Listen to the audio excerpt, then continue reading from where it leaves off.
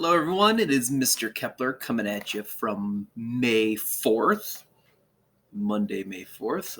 If you do celebrate that Star Wars Day, happy May 4th to you. Coming at you with a little bit of help for this Monday's assignment. Wednesday's assignment should be pretty straightforward. You've done that stuff before. There's a chart. Make sure you pay close attention to that chart because it will help you answer those questions. Wednesday's work should be pretty straightforward. Tuesday's is a little complicated. Not quite complicated. It's just going to take you a little bit to think about what goes into completing this assignment. Just a couple of things first before I get to that. Today is a packet pickup drop-off day, so if you have not done that yet, between 4:30 and 5:30, please make sure you drop off last week's work, pick up this week's work, so we can get that stuff done and return back to you. I'm personally going to be taking these next 2 days, both today and tomorrow, to get that work I picked up last week graded and into my grade book. So if you want to check that out, check Parent Portal. Give me a couple of days. There's a lot of stuff I got to go through, but I will be updating that within the next couple of days with your work coming back to the start of World War II. Now, for this Monday's assignment, it's going to have you look pretty much at the fight for equal and civil rights here in Texas specifically. But this is not just an issue that was affecting just Texas. This was nationwide, from East Coast to West Coast, all over the place. But for the information that you are going to see to complete this Monday's assignment, it's going to be just focusing in on Texas. Now, there's 4 things that you're going to be paying your attention to or trying to find as you're reading through this particular timeline. The issues that certain groups are going through, some of the actions taken by those groups during this time to push for equal rights and for their civil rights, some of the changes that took place, some of the changes that took place here in Texas and as a result of those actions, and some of the effects that goes into it as well. An effect takes place afterwards, and you'll actually see a couple of those on the timeline. Now, there are 3 main groups on this timeline, the 3 biggest groups that were pushing for equal rights and civil rights here in Texas: women, African Americans, and Mexican Americans or Hispanic Americans. You'll find those all on the timeline. If you read through each little bit of information, you should, within the first sentence or 2, figure out which group it belongs to. Some are pretty obvious, like the one right at the beginning, 1900, women's suffrage movement. Pretty much know who that belongs to. We also see a couple of things in there. If you don't know what the petticoat lobby is, think about who's wearing a petticoat during this time. 20th century, it's probably going to be women. So that should help you on that front.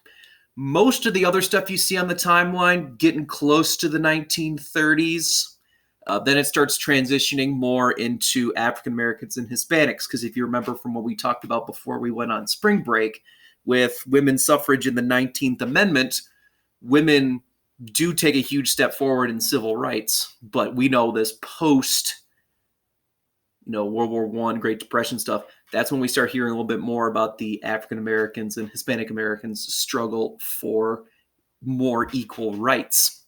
Now, the big part to complete this assignment is you're going to look at that chart that's in the Google Slides. You all should have gotten your own copy with the assignment. All you got to do is just go in there and add in the little pieces of information. If you need to blow up the boxes to make them a little bit bigger, you can do so. Just make sure, I'm going to tell you right now, the things to answer inside this chart cannot be answered with single words. You're going to have to explain or give me detail of some of the information you find. Just saying 1 or 2 words is not going to cut it. Now, if you look at the chart, you see on the left-hand side, it's talking about African Americans, the issues, actions, changes, and effects that they personally went through. You see that on the opposite side, the far right side, you see Hispanic Americans, which same thing. They got the same 4 categories, looking at issues, actions, changes, or effects that they personally went through here in Texas. And if you actually look in the middle, there's a column that says both. If you want to think of it like this, it's like a Venn diagram with the 2 circles overlapping in the middle.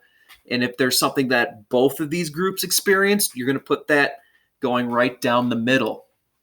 Now, if you look close on this chart, on this timeline, I'm going to tell you right now, you're going to have to think a little bit. You're going to have to read, because there are some things in here that are specifically for African Americans. There are things that are going to be specifically towards Hispanic Americans. If you don't quite know some things, there's a bunch of resources at the end of the PowerPoint, not the PowerPoint or the Google Slides, whatever you want to call it, that can give you some more information on these people. But you can find a lot of the stuff in the timeline as well. Same thing with if you're trying to look for issues that they are both experiencing. If you look near the end of the timeline, you see 2 big events, 1964 and 1965, Civil Rights Act passed by Lyndon B. Johnson. If you do just a quick search on the Civil Rights Act, it'll tell you pretty much what kind of issues that thing helped fix. Same thing with the Voting Rights Act. It's pretty self-explanatory. It's in the name what the Voting Rights Act did. You would probably need to figure out who that affected, which you can kind of see within some of those other things. Now, like I said, the thing you're going to have to focus on mostly are the issues they had to deal with, which if you paid attention the last couple of weeks worth of work, you should know what some of the issues that both African Americans, Hispanic Americans are having to deal with here in Texas, because you saw it a couple of times in a past week's work. So you should be able to figure it out there. Now, when it says actions, it's the things that are happening in place, certain groups, certain people, what they're trying to do to fix those issues that they're dealing with. Same thing with the changes, like what has changed for African Americans, for Hispanic Americans, or both. And then finally, the effects, when there's an action, there's a reaction, there's a cause, and then an effect. After those changes went through, the effect of that was what? And that's the information that you need to give out there. It looks confusing. Trust me, it looks intimidating, but if you take your time, bits and pieces, this thing talked about NAACPs. Remember, we talked about that in school. That's talking about group put together to help African Americans. Great. You look at that, look for the information, and then it should tell you, certain issues that African Americans are dealing with. Should be pretty easy to fill out that box. Actions, what are they doing to try to fix those problems? And if you just keep looking, the information is there. You want to check out some other things, I highly recommend the crash course videos. They're about 12 to 15 minutes, depending on the videos, but they are very informative and actually pretty fun to watch if you need a little bit of more help to complete this assignment. Now, if you have any questions whatsoever, you still don't get it, this video helped a little bit, but you're still not quite sure how to answer something, please shoot me an email, shoot me a message on Google Classroom, and I have no problem taking my time to try to help you out. Just don't wait till Sunday night to ask me questions about Monday's work. So,